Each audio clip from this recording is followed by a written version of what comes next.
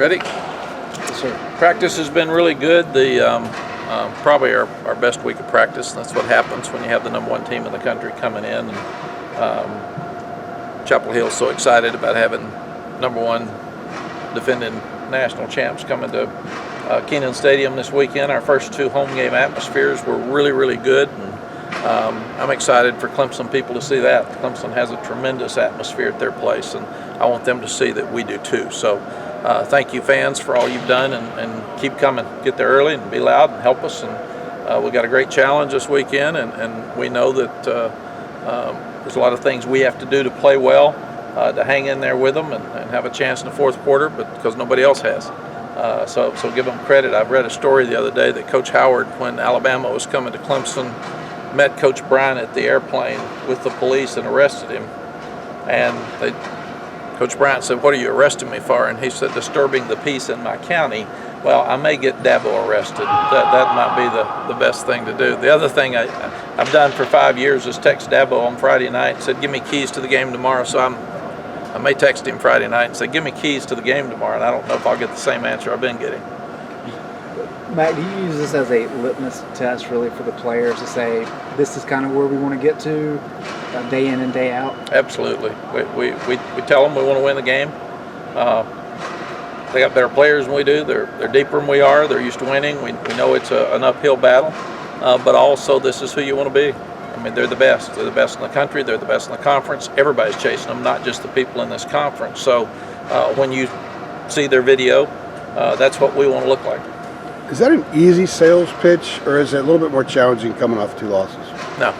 I said it the first of the year, we want to try to win every game, and that's who we are. What an awful thing if we walked around and said, "Oh, God, we can't win." Well, more just sales pitch. I mean, maybe I should clarify the question. Getting their mind as to where you think they need to be this week, given the scars that you talked about the other day. I told them I thought we should have won the last 2 games. So we should be 4-0, and then it'd be 2 4-0 teams matched up here. And it would be a lot better build-up to this game than it is right now. So our job is to get better, and that's all we can do. And like I said, if they're proud of 2-0, we should be disappointed in 2-2. And that's where I am with them. And the thing we've talked about is we've outscored people 45-9 in the fourth quarter. Good for you. That was one of our goals for this year, and that's something that we really needed to change, and they've changed it. Now let's quit going home in the second quarter. Let's play 4 quarters, and that's what we're not doing. We gotta play every play, and not be this kind of team. We got to be this kind of team. You know, Mac, you face a number of number one teams in your career. What is the difference in a game like this? The difference is that if Clemson plays great, they're going to win. That's it. To beat a team like this, they have to make some mistakes, and especially have some turnovers or kicking game mistakes. And they're so well coached, they don't do that very often. But that's what has to happen to win. What in particular has been great about practice this week? Just their attitude. They're disappointed in the last 2 games, and I told them that we need to practice better. We need to practice harder because there's things that we're not doing well. And you know, sometimes when you've struggled for the last 2 years, you think we're okay, we're doing well. Well, we're not. I mean, we're not doing what we needed to do the last 2 weeks. And both those teams are good teams. Both those teams have been winning more than we have, but we had obvious opportunities in those games to win that we didn't take advantage of. And that's who we've got to become. We've got to become that team that when it's time to put our foot on the gas, we do that instead of, "Oh, I'm not sure." And I mean, there's time and time again that I can go back and show them examples of opportunities we had to win that they probably don't understand right now. When the quarterback at App should have been sacked, he rushes 50 yards. That's a 3-point swing. We get beat by 3 points. And also, if we stop him there, it may be a strip sack. It could be a short punt. It could be 7 points for us. So they've got to learn that every play is critical, and that's what's so hard, especially when you're where we are. We're not good enough not to play every play and play pretty well to beat anybody that we have left. If you guys are thin at quarterback, is Chaz a real reality? We just have him around for short yardage and goal line because he's big and he's strong and he can do those things. So if our guys get banged up, then he can step in and do that. Mac, the tackling issues, have you seen improvement in that this week in practice? And Is that more technique? Is it, Jay talked about leverage being a big issue there? Yeah, I think a little of both. We had some young guys back there, but also you've got they missed more tackles than we did. So good players in space, you're going to miss some tackles, and the fewer you miss, the better. But I'd say we'll probably miss some this weekend with those guys coming in. How have you seen the offensive line in terms of improvement or concerns you still have given the young players and the question with Heck? I think what we're seeing is improvement. I think we've had 9 guys miss a game. I looked at that this morning for the first time. And when that happens, some younger guy has to come in and play. So the Storm Ducks and the Cam Kellys and the Don Chapmans and those guys are having to get reps, and they're having to grow up real fast. Tamari Fox started. I mean, who would have thought that 4 weeks ago? So what happens when you do that is that all that process gets better. Do we miss Nick Polino? Yeah. His toughness, his leadership. Do we miss Charlie Heck? Absolutely. I mean, he's a pro player. So you take your 2 best guys and they're out, and all the others are forced to grow up. And when you say, are they making improvement? Yes. But should one of them have pulled back out and gotten the defensive end at App when he hit Sam from behind? Yes. Charlie Heck does that. That play's not an issue if Charlie's in there. Now, hopefully the next time that happens, whoever's playing left tackle will pick that guy up because it was a critical play in the game. And so, yes, they're improving. No, we're not near where we need to be. And this will be the most talented team we play. This team in Miami are the 2 most talented teams that are around. So we understand that as we're going into it. Phil said Monday, mentioned something about simplifying things a little bit, especially up front. Does that mean changing some of the blocking schemes that they have, or does it mean shrinking the playbook a little bit and just tailoring stuff more to their strengths? It means both, because you got all freshmen, sophomores, so and they've never seen this offense, so it's a double whammy. So what you do, some of it is ability and the combination of lack of experience, and they're not as good as the guy they're trying to block in some cases. So what you have to do is you have to throw out some of your protections. So it limits some of the things you can do in the offense that we want to do. And the other thing is you have to cut down on the number of plays just for assignments. So Ed didn't play but 25 plays, I think, Saturday, and Billy Ross had to play the whole thing. So that's just what it is and who we are. So our coaches, I've challenged our coaches. It is what it is. You've got what you've got. You make it work, and get it. I want us to know what to do. I don't want us to get beat because we don't know what to do. So simplify everything and get it down to where we know what to do and they can play fast. Have you done anything differently in practice this week to put more of an emphasis on the second quarter? No, I've just told them. And I put so much emphasis on the fourth quarter. I've never had second quarter issues before. This is a new one for me. 40-something years, and this is the first second quarter issue I've had.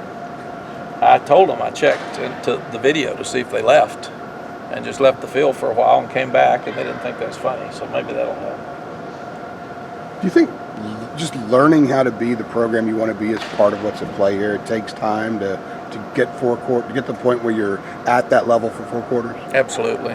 And you understand that there are no plays off. And you understand that the last 5 minutes of the half is critical. And the first 5 minutes of the second half is critical.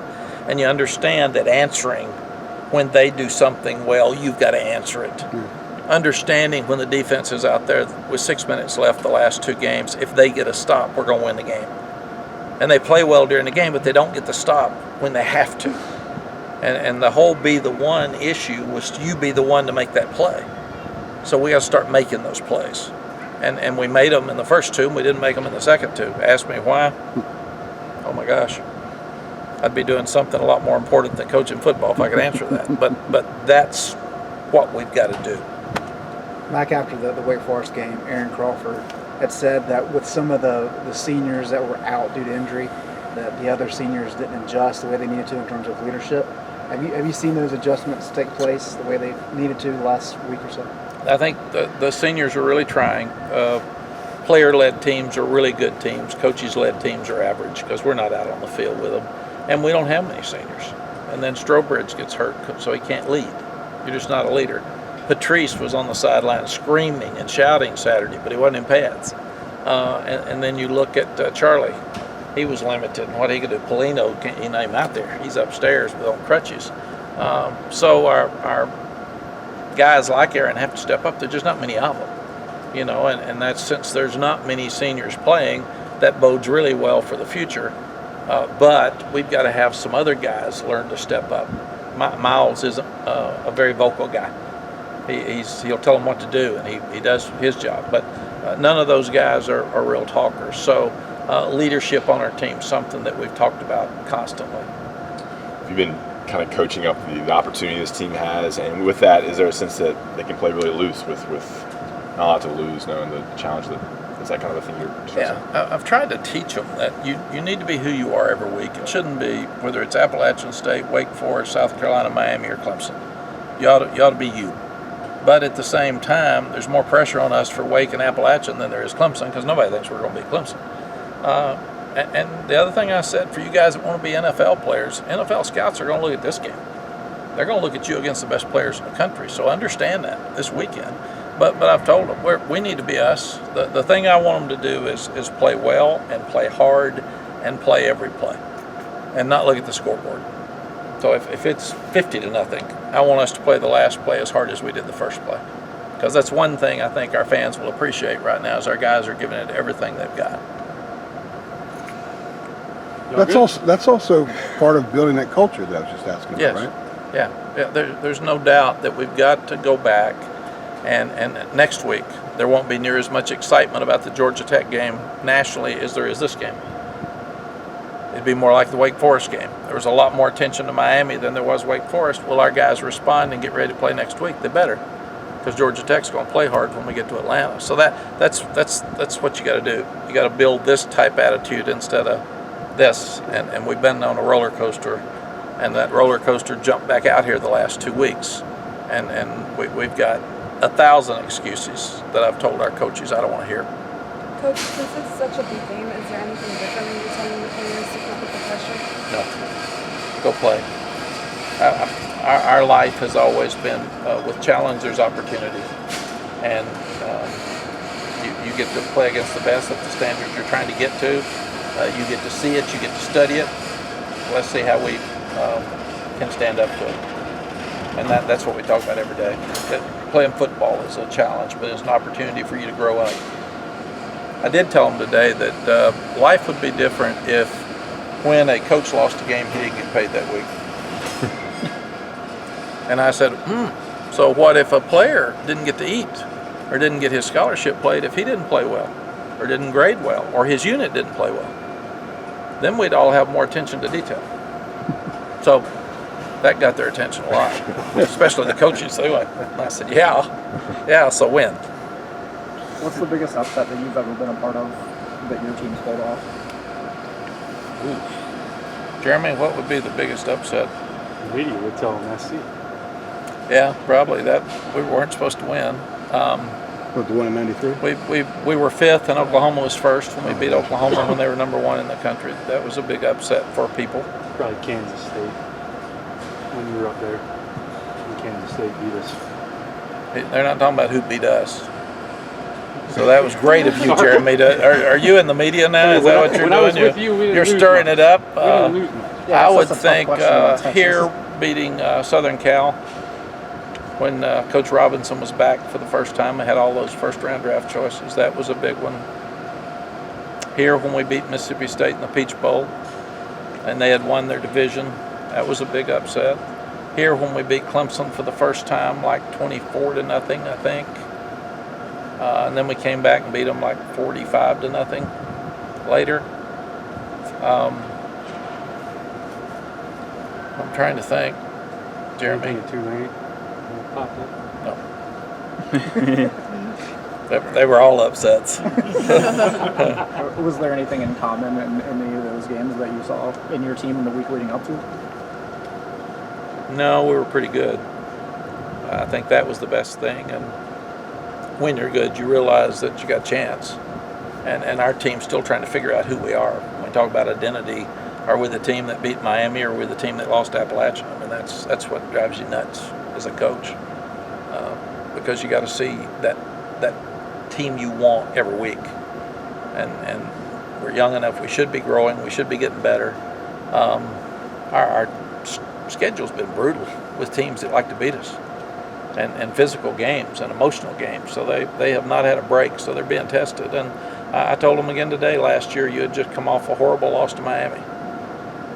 So you figure out who you want to be, and then after that we went down. We're not going to do that. We're going up. Okay. All right, thank you. Thank you. Thank